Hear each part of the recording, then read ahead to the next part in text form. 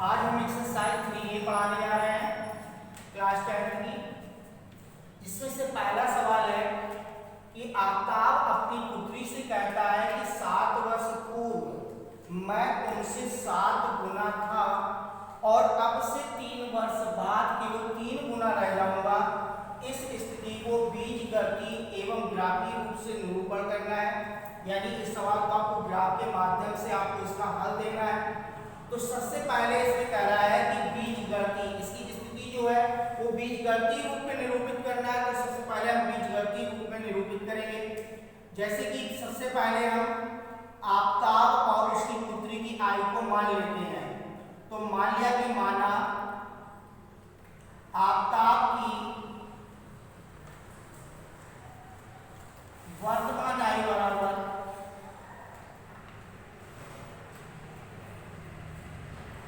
x वर्ष।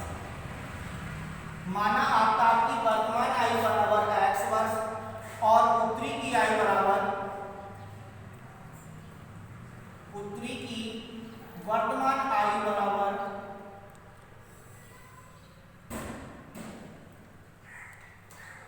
y वर्ष। इसके बाद कह रहा है कि हमने आफ्ताब की आयु x वर्ष मान ली और पुत्री की आयु y वर्ष मान ली। अब कह रहा है 7 वर्ष पूर्व, तो 7 वर्ष पूर्व आफ्ताब की आयु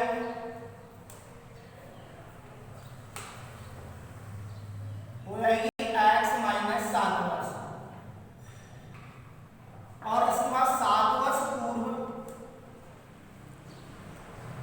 पुत्री की आयु बराबर y माइनस 7 वर्ष। प्रथम शर्त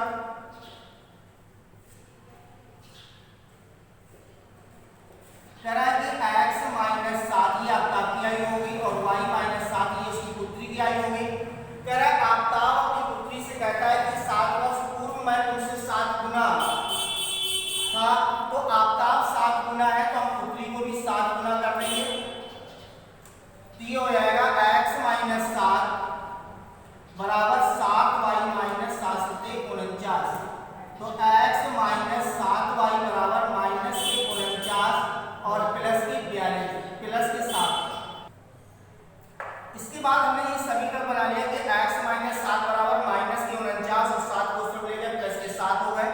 तो x माइनस 7y बराबर माइनस के 42 ये हमारा पहला समीकरण हो गया। इसके बाद द्वितीय शर्त मानने से पहले अब इसके बाद कह रहा है कि 3 वर्ष बाद, तो 3 वर्ष बाद लिखेंगे 3 वर्ष बाद आफ्ताब की आयु बराबर x प्लस 3 वर्ष और 3 वर्ष बाद पुत्री की आयु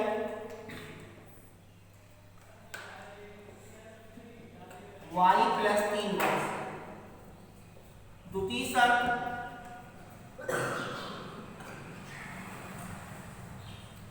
शर्त हो जाएगी x प्लस 3 बराबर y प्लस 3। तो 7 वर्ष पूर्व आफ्ताब 7 गुना था, लेकिन 3 वर्ष बाद आफ्ताब 3 गुना रह जाएगा। तो आफ्ताब 3 गुना है तो हम पुत्री को भी 3 गुना कर देंगे। तो x प्लस 3 बराबर 3y प्लस 3 का 9। तो x माइनस 3y बराबर 9 माइनस 3। तो ये आ जाएगा x माइनस 3y बराबर 9 में से 3 घटा देंगे 6। ये हमारा सेकंड समीकरण तैयार हो जाएगा। तो हमारा पहला समीकरण बना x माइनस 7y बराबर माइनस के 42 और x माइनस 3y बराबर 6। तो सबसे पहले हमारा बीजगणितीय निरूपण है। बीजगणितीय निरूपण, जिसे हम ज्यामितीय निरूपण भी कह सकते हैं। तो यहां पर बीजगणितीय निरूपण है x माइनस 7y बराबर माइनस के 42 और x माइनस 3y बराबर 6। ये हमारे बीजगणितीय निरूपण हो गए, जो कि समीकरण नंबर 1 और 2 से है। अब थोड़ा हमें ग्राफ को सॉल्व करने से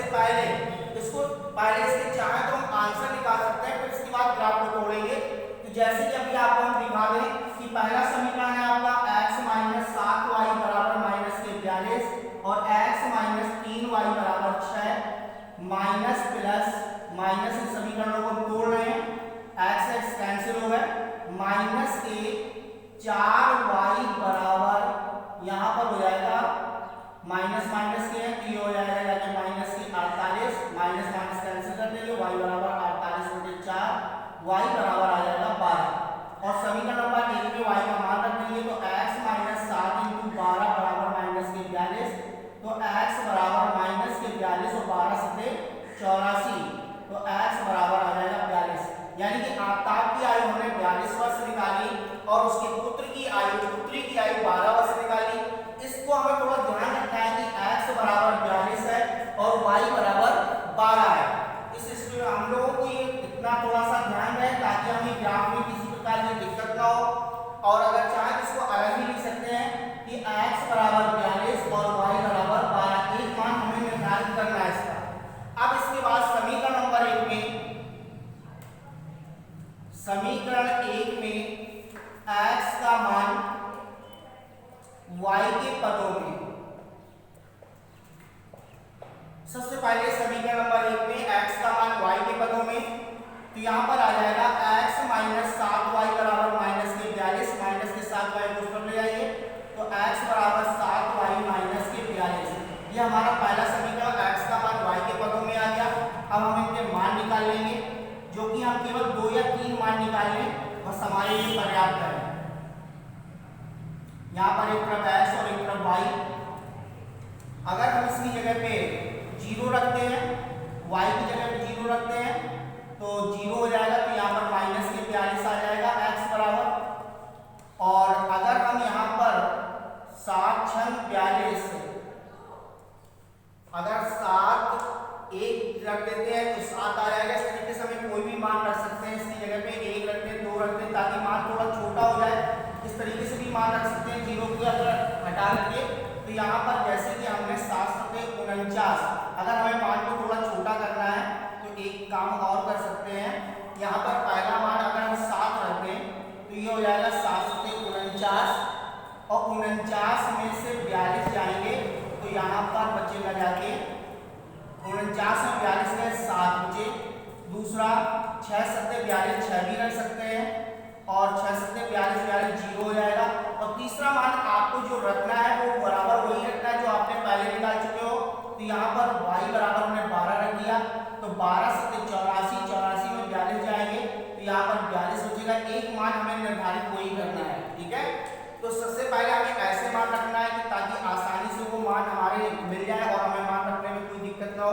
तो ये समीकरण नंबर 1 में x का मान y के पदों में निकालिए, जिसमें से x और y के इनमें में मान निकाले 7,7, 0,7 और 42,12।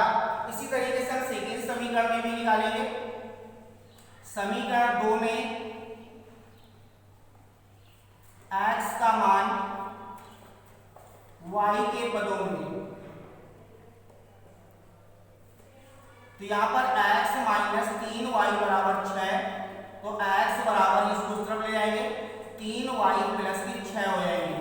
अब सेकेंड ग्राफ बनाएंगे, सारणी बना लेंगे, इस पर x और y के मान निकालना है हमें, x और y के।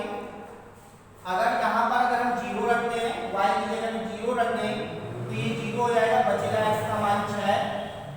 अगर हम 1 रखते हैं या माइनस 1 रखते हैं, माइनस 1 रखते हैं तो ज़्यादा आसानी रहेगी। तो यहाँ पर हो जाएगा माइनस के 3, 6 में से माइनस के 3 जाएंगे तो यहाँ पर बचेगा 3।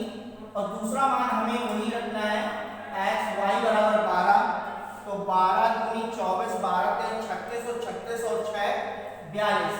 एक मान हमें दोनों में निर्धारित कर लेना है कि जो हम x और y का मान निकाल चुके हैं। तो ये हमारा बीजगणितीय निरूपण कर लिया। बीजगणितीय निरूपण करने के बाद x का मान y के पदों के द्वारा हमने x और y के कुछ मान निकाल लिए। अब हमें उनको ग्राफ में निरूपण करना है, तो सबसे पहले हम ग्राफीय निरूपण करेंगे, जैसा कि आपका अभी हम दिखा रहे हैं ग्राफ को। तो इसके बाद हम ग्राफ को बनाएंगे, तो उससे पहले हम एक चतुर्थांश बना लेंगे, x अक्ष, y अक्ष और x अक्ष ऋणात्मक और y अक्ष ऋणात्मक। जैसे कि आपके पास मान भी दे रखे हैं, थोड़े से बड़े से मान हैं, अगर हम इनको ग्राफ की कॉपी में बनाएंगे तो यहाँ पर 0, 10,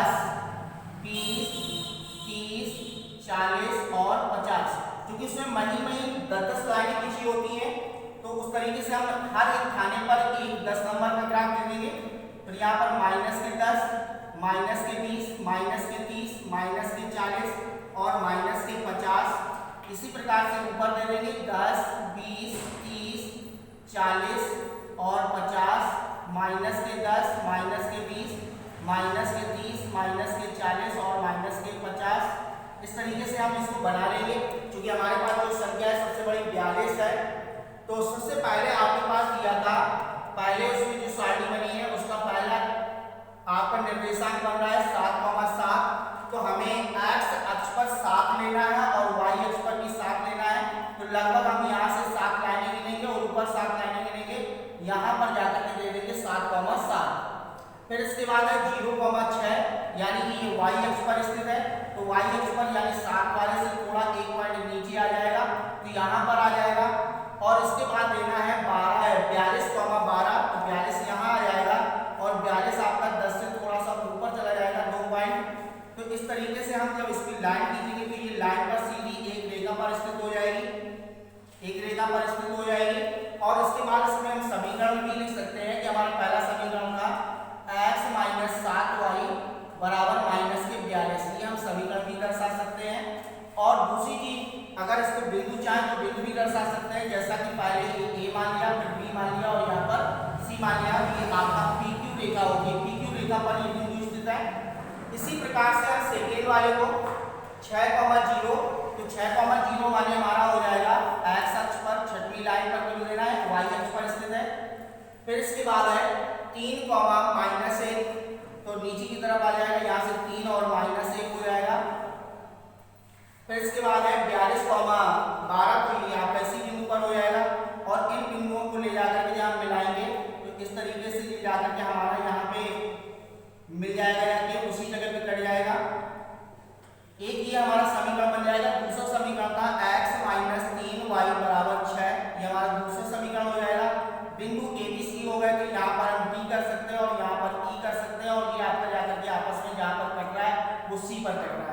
तो अब हमें ये हमारे पास बिंदु प्राप्त हो गए और ये बिंदु आपस में सी पर कटे हैं। तो ये यहाँ पर 42 पर कटा है और यहाँ पर आकर के 12 पर। तो 42 और 12 जो है हमारे दोनों एक ही बिंदु मिल रहे हैं। तो इस प्रकार से हम इनको जहाँ पर कटेगा उनको लिख सकते हैं कि प्राप्त बिंदु